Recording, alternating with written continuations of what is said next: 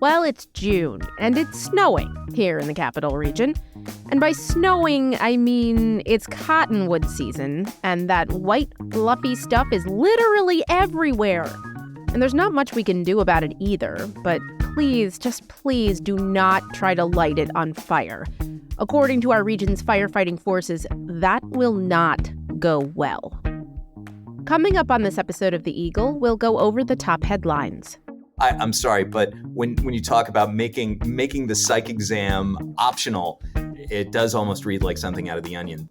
And prestige limo company operator Nauman Hussain got the maximum sentence this week following his recent conviction of manslaughter in the deaths of 20 people in one of the country's worst transportation disasters. We'll discuss the reactions to the sentencing. That's all I wanted, for him to say he's sorry, take accountability for it. He has never, in all this time, ever said he was sorry. You killed 20 people.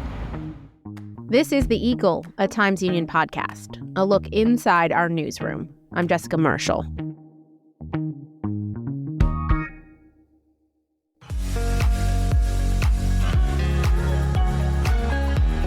If you're enjoying this podcast, take advantage of all the Times Union has to offer and support our efforts to bring you award-winning journalism by becoming a Times Union subscriber today.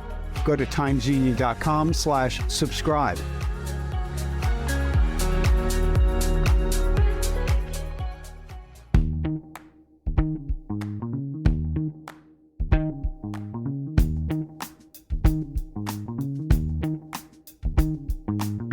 Welcome to The Eagle. I'm Jessica Marshall.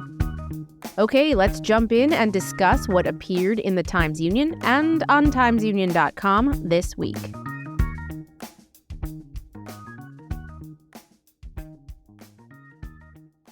All right, we're back again with Times Union Editor-in-Chief Casey Seiler. Let's go over the top headlines. Let's start with the situation with a number of asylum seekers or migrants who have been transported up to Albany and Colony in the last week, and there have been some developments around that this week. So can you give us kind of a summary of what's going on there? Yeah, I think it's fair to say it's been a contentious couple of days as the capital region has, grappled with the impact of New York City getting overwhelmed by the migrant surge in recent weeks and months. Social services and nonprofits, as well as, city agencies, have been looking for something of an escape valve. And as we have discussed in recent weeks, first it was the Hudson Valley that received busloads of asylum seekers for temporary housing. And beginning last weekend, somewhat contentiously, late Saturday night, Colony, the town of Colony, was the first capital region community to receive a busload of asylum seekers, and town supervisor Peter Crummy was not at all pleased. And he pointed out that the city's decision to send this busload up without proper notification or coordination with Albany County officials seemed to fly in the face of the state of emergency that had been put in place by Albany County Executive Dan McCoy earlier this month. And Crummy had lots of things to say. He basically accused leaders of the city of Albany. I don't think he named Mayor Kathy Sheehan, but it was pretty clear that that's who he meant, of derogating their responsibility as a self-described sanctuary city by essentially playing some kind of role, although he wasn't very specific about what the city might have done in sending this busload out to Colony. Kathy Sheehan said that it was an outright lie to suggest that the city had a hand in steering the bus to a hotel, over the line into Colony on Wolf Road. But then on Sunday, Mayor Sheehan did note that she had advised against sending a load of migrants to a Ramada that is just off of Everett Road because of the high number of police calls that had been made to that lodging.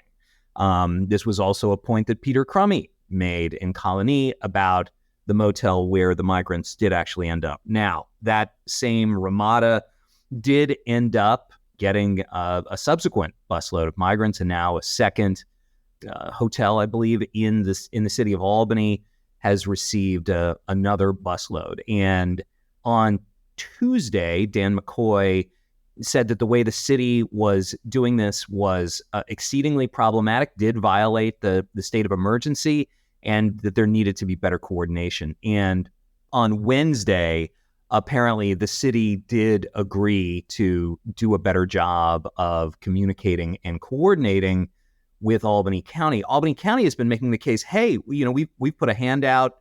We want to help. We want to do what we can. But that New York City was making it very difficult by essentially not coordinating properly. And so that's where the situation sits right now. Complicated is an understatement, I imagine. Yes. Well, in a sort of tangential segue, I think the next story that I want to talk about is the fact that Albany has added residents, according to the U.S. Census Bureau. It's one of, a handful, maybe less than that, of New York's most populous cities that actually grew, according to the most recent census. Can you tell us more about that? Yeah, Ken Crow reported on this. You're correct. Albany is one of only 2 of the state's 12 most populous cities that added people in the year ending at the beginning of July 2022. Now, we're only talking about 91 people, but still, Albany and New Rochelle, the only ones among the top dozen most populous cities. The other 10 all lost population, according to the census. Wow. Upstate needs people, and we have discussed before, and the census has pointed out that immigrant communities from various points have assisted upstate in either maintaining or at least, nominally in the case of Albany, growing populations. Yeah, we've discussed endlessly that many businesses, many industries are suffering from a labor shortage. And when you are losing population, that can be exacerbated. Of course, different industries need different types of workers, but how many times have you been at a restaurant and you've seen a sign up almost desperate for workers? So there you go. Speaking as we are both residents of the city of Albany, and it's good to see more neighbors. Absolutely. Proud resident of the city of Albany here. All right, let's move away from Albany, though, and move on up the Hudson River to Saratoga Springs. Wendy Liberatore reported a story that I guess is unusual. The Saratoga Springs City Commissioner says the city is considering overriding psychological tests for police and firefighters. What is going on with that? Yes, the Public Safety Commissioner, James Montagnino, says that the city's police and fire departments are having trouble in its recruiting or hiring because what he terms, and I quote, a remarkable spate of psych eval failures. He would like to make the psychological exam for these public safety workers optional in hiring. Now, Saratoga Springs is a city where I think it's fair to say there has been some contentious debate about law enforcement, especially in the wake of the Black Lives Matter protest of a couple of years ago, and activism, of course, that continues to this day. The state attorney general's office is probing the way that the city's law enforcement and elected officials handled those protests and interacted with activists. It does seem slightly weird that a top city official would suggest that the solution to this recruiting effort would be to make the psych exams optional. As noted, Montagnino notes that these exams are, a subjective analysis of things like impulse control, judgment, and the ability to tolerate stress. All things that, Jess, I think we would agree, it's good to have in law enforcement, which is, of course, a paramilitary force that we empower to walk around with guns and arrest people. But there you go. Montagnino's point is that the city has very high standards, and perhaps in order to make sure we've got a full complement for the police and fire departments, we might need to, I'm sorry, but when you talk about making the psych exam optional, it does almost read like something out of The Onion. But there you go. Not The Onion. Hashtag not The Onion. That's right. All right.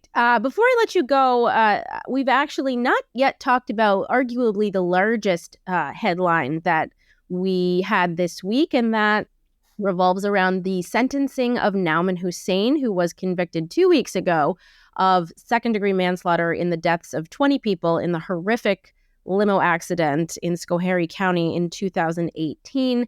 We were on site. Larry Rulison and I were on site for that hearing, and we had a nice conversation with Larry, kind of downloading what happened afterward.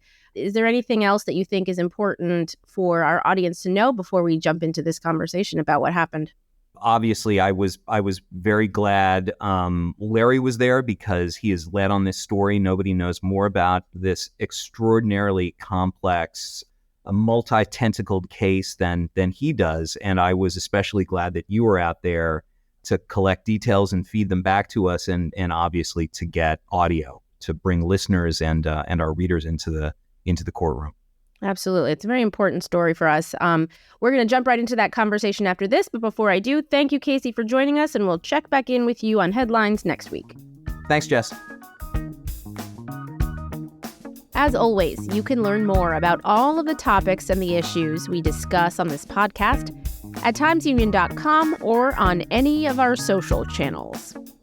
We're going to take a short break now, but when we're back, we will jump right into our conversation with Larry Rulison about Nauman Hussain's sentencing. Stay tuned.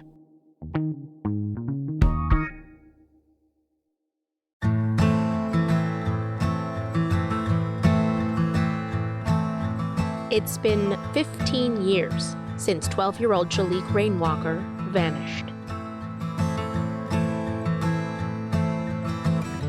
His disappearance from rural upstate New York was ruled a probable child homicide. But no one has ever been charged, and his body has never been found.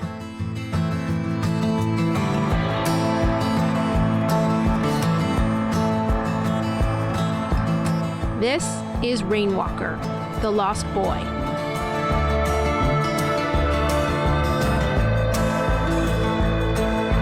I'm Jessica Marshall.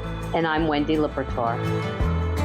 In this podcast from the Times-Union, we'll take a deep dive into this mystery, the case of a missing child that has unsettled New York's capital region and beyond for more than a decade. Available now, wherever you listen to podcasts.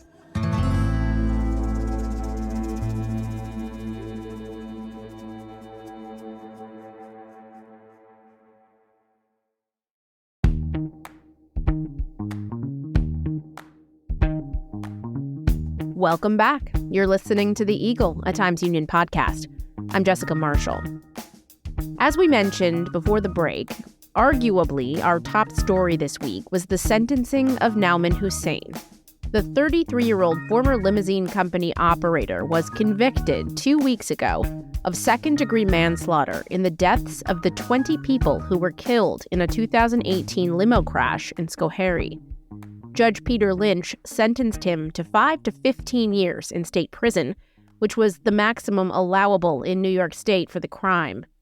The sentencing followed more than an hour of tearful victim impact statements from the families of the victims. Nauman Hussain himself did not speak, and that was on the counsel of his attorney, Lee Kinlan.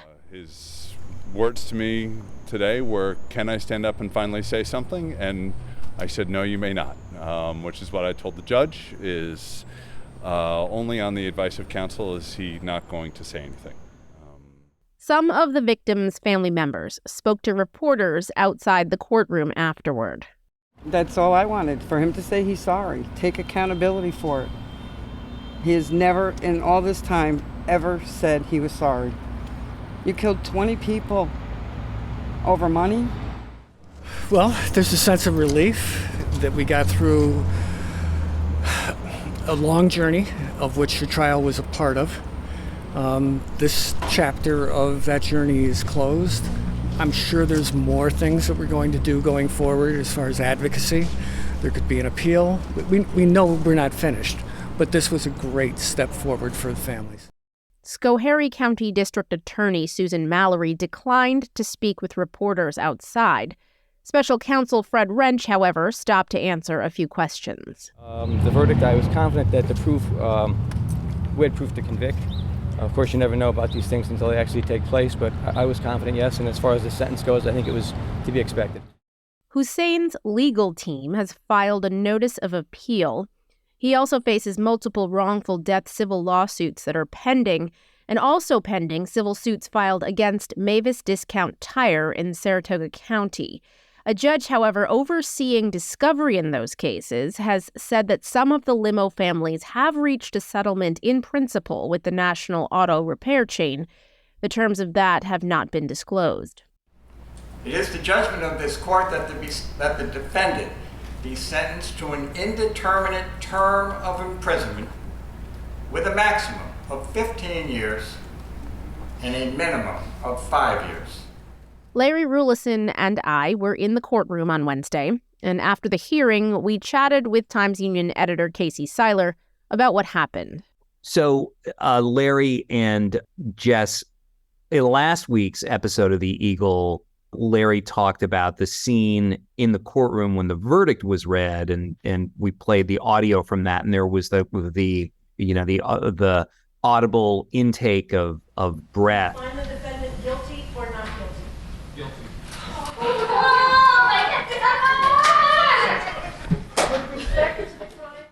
That I think, Larry, the word we were discussing was cathartic. How would you describe the moment when the sentence was announced by Judge Lynch that it would be the max, that it would be 5 to 15 years? I don't know what you think, Jess, but I thought it was very sort of formulaic. There wasn't as much emotion this time. Turned over to the New York State Department of Corrections. Defendant is remanded. I think that, there wasn't much that Judge Lynch could do anyway. And so it's just very matter of fact. I didn't hear the family say, anything yes or no against it or for it at the time. What did you think, Jess? Well, I was kind of watching them and sort of positioning my recorder to capture what I thought was going to be some reaction, like audible reaction. And I didn't really see any reaction on any of their faces, really. I mean, some of them were a little tear-stained from the victim impact statements, but I did not really see no flinching, no gasping, sighing. It was just kind of like almost blank faces. The only reaction that I really noticed was from Nauman Hussain's girlfriend, who was sort of bent over and shaking, but she didn't make any noise either. It was very quiet. Yeah. Of course, that came after an hour and a half of statements from the families of the victims. And obviously, different family members are going to have a different sort of admixture of anger and sorrow in their statements. But in general, what were some of the expressions that were made that really stood out to you amid all that kind of pain and anger on display? 4 years, 7 months, and 25 days ago, my life, along with my family's and dozens of others, was destroyed because you and Mavis chose to put profit over people. The families were still very, very upset, and they explained, how this had changed everything for them, that they can't celebrate holidays the same way, that every day they think of their lost one. There was one, I think it was, I can't remember exactly who it was. One of the parents said every Saturday at 1:55, he goes through this again. I mean, every week. That was the kind of thing you heard. And it was it's just difficult to listen to it because you know that these people are suffering still so much. So I also think the remarkable thing about the witness impact statements, now I wasn't there previously, the year prior, 2021, I think, when a lot of them read victim impact statements in the first place. A lot of these people were doing it for the second time, which, obviously there was a lot of emotion in what they were reading and what they were saying. But I just kind of was looking around at the families in the courtroom, and they just kind of looked tired, like weary, like they've heard all of this before. They felt all of this before, and they were just kind of ready for it to be over. Yeah, I mean, two years ago, not quite 2 years ago, when, as you noted, Jess, Nauman Hussain accepted the plea deal to criminally negligent homicide. He knew that he was going to walk out of that courtroom, as did the families of the dead. They knew that he was going to walk out of the courtroom and go to dinner if he wanted. This was obviously a very different scenario for him. Very different visually, of course. He's not wearing a suit as he had in all of his other, I'm pretty sure, almost all of his other court appearances, except probably back to the days after his initial arrest. We've always seen him in a suit. And of course, here he was dressed in the, orange and white striped pants of an inmate. that was very interesting to see that. It definitely was vastly different. He'd spent 2 weeks at the Schoharie County Jail. You could tell that, I don't know how much his lawyer Lee Kinlan had talked to him, but they seemed to be trying to catch up. Reading stuff, I'm sure that who knows what he was trying to tell him as much as he could in the time he had with his client. And yeah, the Nauman's girlfriend or fiance was just beside herself, and his brother was very concerned. So yeah, it was a totally different. But yeah, I think the like Jess said, the families, I agree, were just exhausted from this all. Based on your understanding of what Lee Kinlan's appeal is going to be, what are the major issues that he's going to put before the court? Is he going to re-argue the idea that it should be impermissible for a judge to essentially toss out the plea agreement after his client has admitted to a felony in open court? What he said was he disagreed with the judge not giving instructions to the jury before they went to deliberate about third-party liability. I am assuming he was talking about Mavis, that they didn't say you can be guilty of a crime, or or there could be others also contributing to this. I wasn't sure exactly, but it's going to be more on how Judge Lynch conducted the trial itself and the instructions he gave the jury. Not so much that thing where he threw it out. That might be in a separate appeal or a separate part of the appeal. I'm not really sure exactly, but I'll be really interested to see. He filed a notice of appeal, but he hasn't filed the document yet, I don't think. It'll be interesting to see what his appeal entails.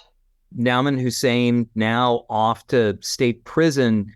One of the elements of his earlier plea deal was that he could now be deposed in the civil cases.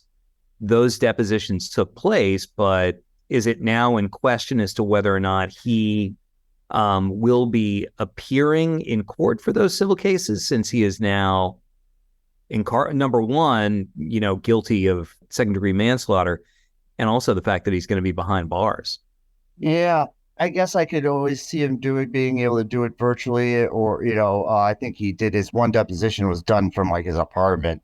And I don't think there's anything, if he's called to testify in a civil deposition for a civil trial, I think he has to, if he's subpoenaed or whatever, however that happens. But one of the justices said, Nauman Hussain, the plea deal didn't compel him to do the deposition. I mean, he's supposed to appear in depositions when he's subpoenaed for it. So anyway, I think they'll figure a way to get him to speak to that. I mean, all I know is I reread his deposition. He said like nothing, virtually nothing. So, I could see him not being a very helpful witness in the civil cases.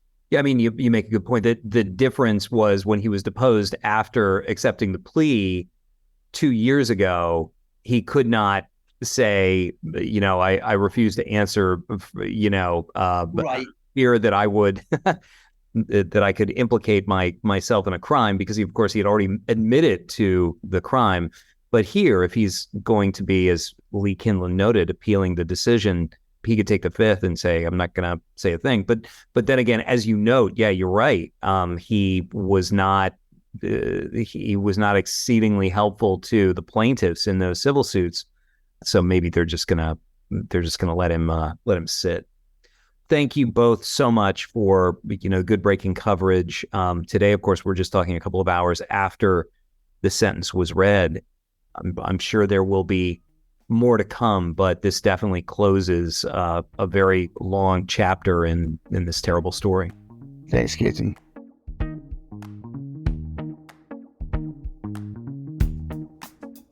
All right, that's it for this week. I'm Jessica Marshall. We'll be back next week with another look inside the newsroom here at the Times-Union. In the meantime, check us out on Facebook, YouTube, and Instagram, or head on over to timesunion.com for the latest news and features. The Eagle is a production of the Times-Union. It's produced and edited by me, Jessica Marshall, with help from the Times-Union digital team and the newsroom. Special thanks this week to Casey Seiler, Larry Rulison, and Rose Schneider for their contributions to this episode.